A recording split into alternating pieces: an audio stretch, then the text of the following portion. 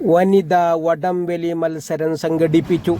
CPIM Kasaragod ജില്ലാ സമ്മേളനത്തിൻ്റെ പ്രചരണാർത്ഥം ബദിയടുക്ക പഞ്ചായത്തിൽ CPIM ബദിയടുക്ക നീർച്ചാൽ ലോക്കൽ കമ്മിറ്റിയുടെ സംയുക്തമായി നടത്തിയ വനിതാ വടംവലി നീർച്ചാലിന് സമീപം ലൈഫ് ഹൗസ് വില്ല ഗ്രൗണ്ടിൽ നടന്നു.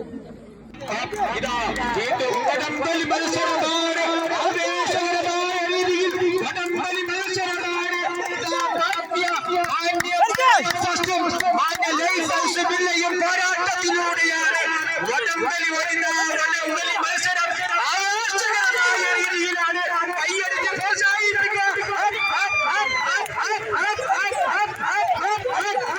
ആവേശകരമായ രീതിയിൽ പോരാട്ടത്തിനാണ് വനിതാ വടംവലി മത്സരമാണ്.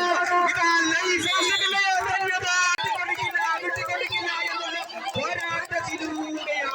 പോരാട്ടത്തിലൂടെ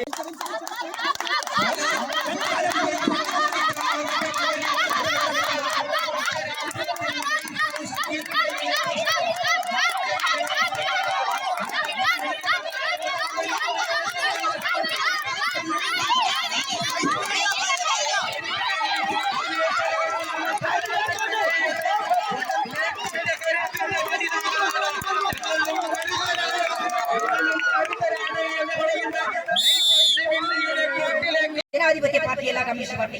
പക്ഷെ ഇത്രമാത്രം ജനാധിപത്യപരമായി സമ്മേളനം നടത്തി അതിന്റെ കമ്മിറ്റിയെയും ഭാരവാഹിയെയും തീരുമാനിക്കുന്ന വേറെ ഏത് പാർട്ടിയാണ് ഇന്ത്യയിലുണ്ട്? കോൺഗ്രസിന് ഇങ്ങനത്തെ സമ്മേളനം ഈ രീതിയിൽ സംഘടിപ്പിക്കാൻ പറ്റുമോ? ബ്രാഞ്ച് സമ്മേളനം, ലോക്കൽ സമ്മേളനം, ഇല്ലെങ്കിൽ അവരെ പേര് പറഞ്ഞ ഏതെങ്കിലും സമ്മേളനം സംഘടിപ്പിച്ച് എന്തായിരിക്കും?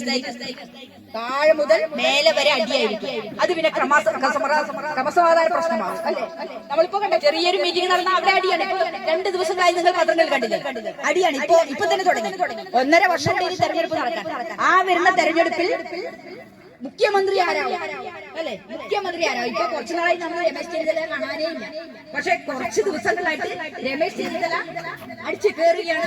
മാധ്യമങ്ങൾ വരുന്നു, ചർച്ച നടത്തുന്നു, മതനിരപേക്ഷന്മാരെ കാണുന്നു, എന്തൊക്കെയാണ് കാണിക്കുന്നത്. അപ്പൊ വേറൊരാൾ പറയുന്നത് ഇപ്പോഴേ അതൊന്നും ചർച്ച ചെയ്യേണ്ട സമയമായിട്ടില്ല, ഇതൊന്നും ആയിട്ടില്ല എന്നൊക്കെയാണ് പറയുന്നത്. അപ്പൊ അവരെ സംബന്ധിച്ചിടത്തോളം ഇങ്ങനെ ഒരു സമ്മേളനം അവർക്ക് സങ്കല്പിക്കാൻ